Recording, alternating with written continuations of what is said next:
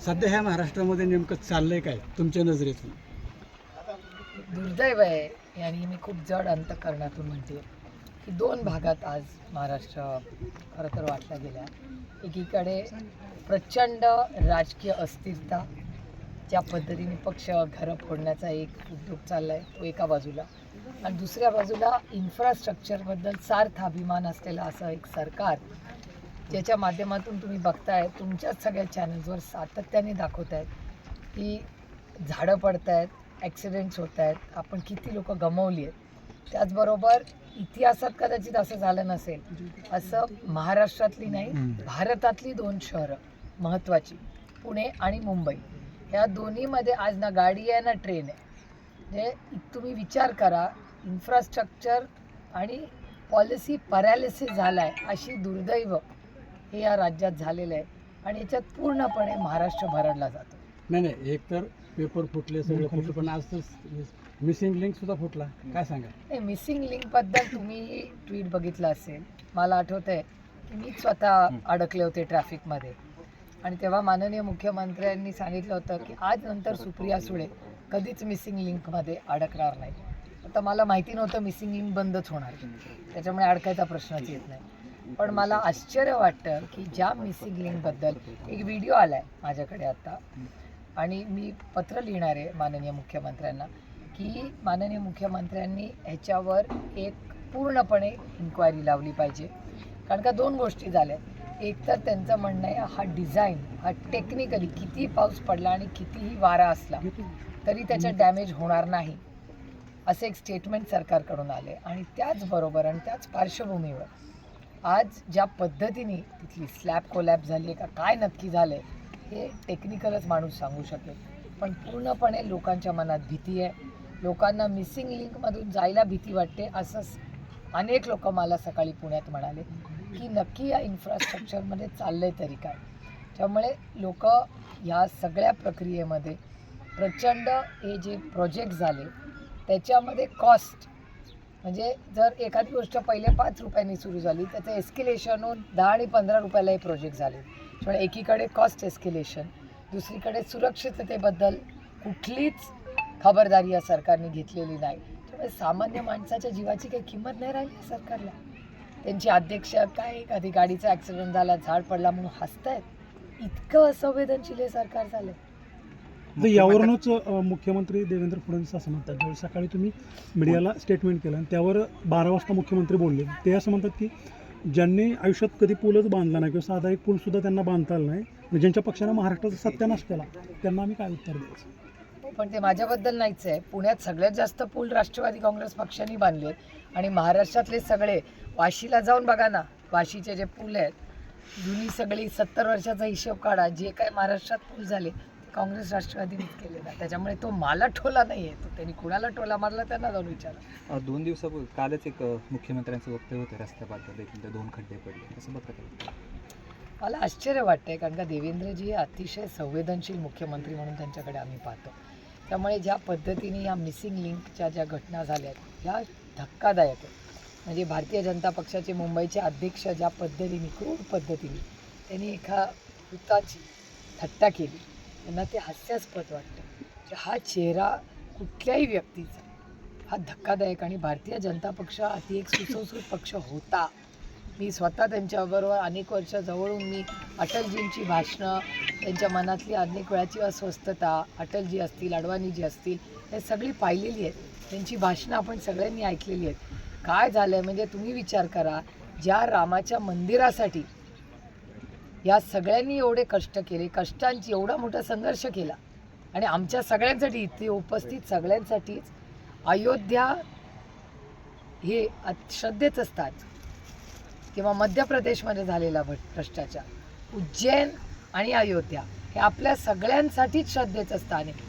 त्या श्रद्धेच्या स्थानामध्ये भ्रष्टाचार जर होत असेल, मर्यादा पुरुषोत्तम राम जे ज्यांनी आपल्याला मर्यादा ठेवायला शिकवलं, असं मर्यादा पुरुषोत्तम रामाच्या देवळामध्ये तुम्हीच दाखवले आम्हाला व्हिडिओ. आम्हाला काय माहिती उत्तर प्रदेशमध्ये काय चाललंय? आम्ही आपली इंदापूर दौंड बारामती फिरणारी लोक, आम्ही इथे बसलोय आमचे सुखदुःख एकामेकाला सांगत. इथे शेतकऱ्यांवर एवढा अन्याय होतोय, एवढे मोठे तुम्ही बघताय शेतकऱ्यासाठी आंदोलन रोहित रोज करतोय, किती जणांनी जीव दिलाय, आत्महत्या केल्यात शेतकऱ्यांनी.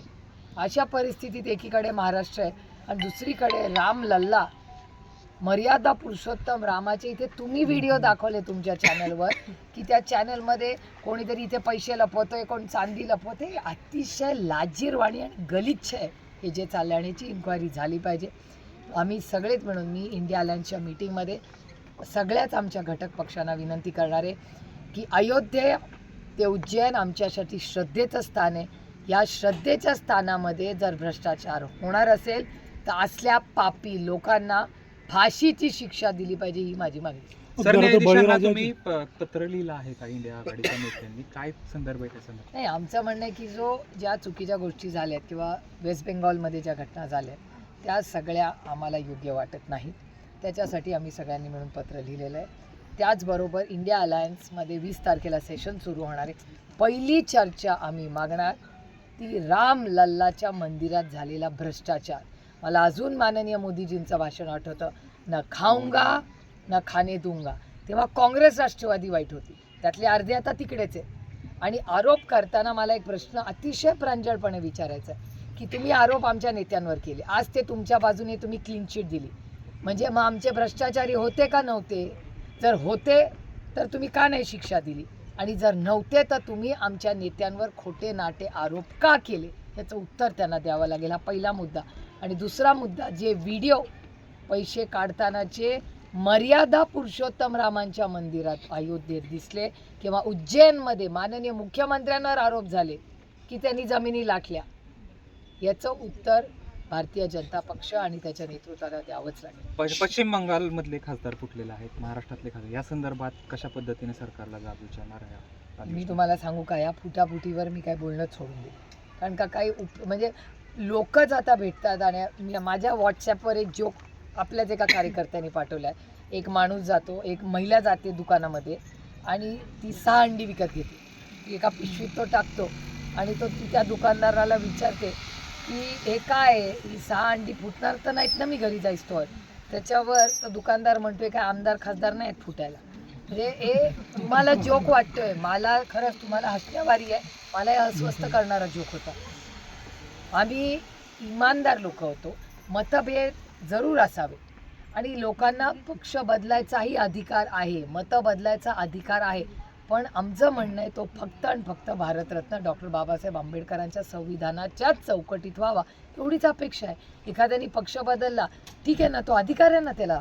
पण ज्या पद्धतीने पक्ष फोडले जातात, खोटे नाटे आरोप केले जातात, ice, income tax, CBI, ED लावलं जातं, कसं आहे तुम्ही विचारा ना, मला विचारू नका, मी तर त्या प्रक्रियेचा एक भाग आहे. तुम्ही सामान्य भारतीय जो टॅक्स भरतो, जो इमानदार आहे, त्यांना विचारा की त्यांची मतं काय. शेतकरी कर्जमाफीची वाट बघतोय पण सरकारकडून सातत्याने डेडलाईन चुकले जाते. 8 महिने हे सरकार सांगत होतं की 30 जूनला कर्जमाफी करू, 30 जून शेवटची तारीख आहे. आता 5 जुलै दिली. आता इन्कम टॅक्सचा मुद्दा पुढे केला जातो की शेतकऱ्याचा इन्कम टॅक्स आम्ही चेक करतोय. काय वाटतंय सरकारच्या भूमिकेकडे कर्जमाफीच्या? ही फसवी कर्जमाफी आहे. आदरणीय पवार साहेबांनी कधी तारीख पे तारीख दिली नाही. मनमोहन सिंग साहेबांच्या सरकारमध्ये आदरणीय पवार साहेबांनी 70,000 कोटी रुपयाची कर्जमाफी सरसकट केली होती. आता ह्यांना एवढं काय आहे करायला मला सांगा. लाडकी बहीण योजनेमध्ये आता KYC सांगतात, लाडकी बहीण योजनेमध्ये 80 लाख ते 1 कोटी महिलांचे पैसे बंद केले. कोणी याचं उत्तर देऊ शकेल का? आमच्या मनमोहन सिंग साहेबांच्या सरकारने गाववाडी वस्तीपर्यंत दिले की नाही आधार कार्ड? सगळ्यांना मिळाले ना.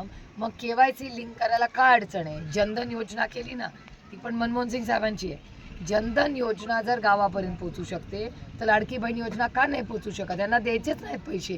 इलेक्शन आले की पैसे द्यायचे, इलेक्शन संपलं की यांचं खरं रूप दिसतं. वारी आलेली आहे, मोठा पाऊस जो आहे तो पडतोय, इंद्रायणी दुतडी वाहून राहते.